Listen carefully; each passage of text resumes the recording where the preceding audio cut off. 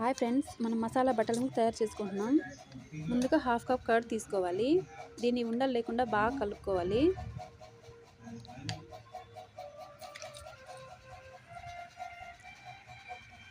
కొంచెం కొత్తిమీర తరిగి వేసుకోవాలి. అలాగే 2 పచ్చిమిర్చి తరిగి వేసుకోవాలి.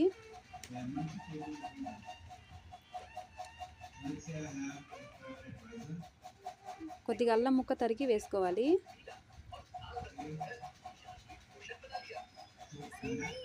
ఒక టేబుల్ స్పూన్ సాల్ట్ యాడ్ చేయాలి.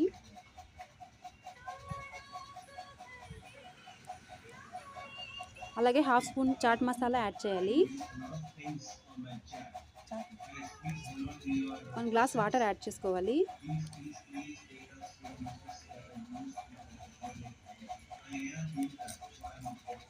దీన్ని బాగా కలుపుకోవాలి. అంతే, మసాలా బటర్ మిల్క్ రెడీ.